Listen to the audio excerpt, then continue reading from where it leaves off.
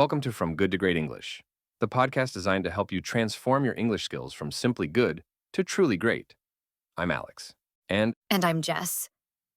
recent studies predict that artificial intelligence could automate up to 30% of all work hours by 2030. But here's what's fascinating. The jobs aren't disappearing. They're transforming in ways nobody expected. That's such a striking statistic. I've been seeing this play out in real time across so many industries. You know what really opened my eyes? I was talking to a group of medical transcriptionists last week, people who've been in the field for decades. Their entire workflow has been completely transformed by AI in just 2 years. Let me guess. They initially thought their careers were over? Exactly that. But here's the surprising part. The ones who adapted are now handling 3 times the workload, while focusing on quality control and complex medical terminology that AI still struggles with. That's really interesting. How did they manage that transition? Well, they started by doing something crucial, breaking down their work into 3 distinct categories: tasks that could be fully automated, tasks that needed human oversight, and tasks that required purely human skills. Hmm. That kind of honest self assessment seems like it would be pretty challenging for most people. It is, but here's what makes it easier. Focus on your uniquely human capabilities first.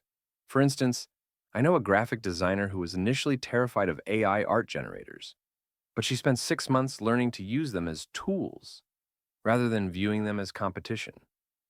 So, what happened with her business?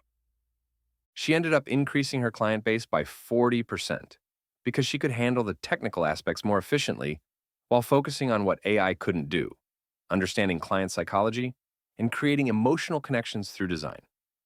That brings up an interesting point about emotional intelligence. Why do you think that's becoming so crucial in the AI era? Think about it this way: AI can process information, but it can't truly understand the subtle nuances of human interaction. A recent McKinsey study showed that jobs requiring high emotional intelligence have grown 2.5 times faster than other roles. Well, that certainly puts things in perspective. What other skills should people be focusing on? Let me break this down into what I call the future proof 5. First, advanced communication, not just basic writing, but the ability to influence and connect emotionally. Second, critical thinking for situations where there's no clear answer. And I'm guessing AI literacy is in there somewhere? That's number 3, understanding how to work with AI tools.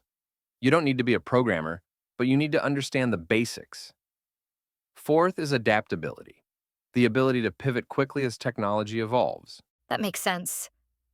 What's the fifth element? The fifth is what I call human-centric innovation, identifying opportunities where human insight is essential. For example, I know an insurance claims processor who transformed her role into an AI human liaison position and increased her salary by 50%. That's impressive. How long did that kind of transition take? About 8 months of focused learning. But here's what's fascinating. She said the technical skills were actually the easier part. The challenge was developing the right mindset. Speaking of mindset, how do you recommend people deal with the emotional aspect of these changes? Historical perspective helps here. Every major technological revolution, from the printing press to computers, created similar fears. But each time it didn't lead to fewer jobs. It led to different, often better ones. That's a really helpful way to look at it. Any practical first steps for people feeling overwhelmed? Start small. Pick one AI tool in your field and spend 15 minutes a day learning it.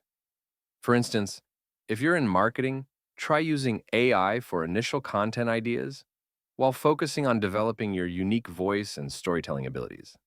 That seems much more manageable than trying to transform everything at once. Exactly. And remember this key point: AI is like having a powerful assistant that handles routine tasks, freeing you up for higher level thinking. The future belongs to those who can direct that assistant effectively while maintaining their uniquely human qualities. That really puts things into perspective. Any final thoughts for people worried about their careers? Think of it this way: we're not in a race against AI, we're in a race to adapt alongside it. The most successful people will be those who view AI as a collaboration tool rather than competition. Start taking those small steps today because the future is already here. It's just not evenly distributed yet. So if you remember just one thing from today's episode, let it be this. You don't need to outwork AI. You need to outhuman it by building the skills that machines can't replicate: empathy, insight, creativity. You'll not only stay relevant, you'll lead the way. That's what From Good to Great English is all about, helping you grow not just your language skills, but your mindset for a changing world. If you found this helpful, share it with a friend or colleague who's wondering what to do next, and let us know in the comments. What's one skill you're focusing on this month to grow beyond the machines? You've got this. One small step at a time, with the right tools, the right mindset, and a little guidance along the way. I'm Alex. And I'm Jess. Thanks for listening, and we'll see you next time, right here on From Good to Great English.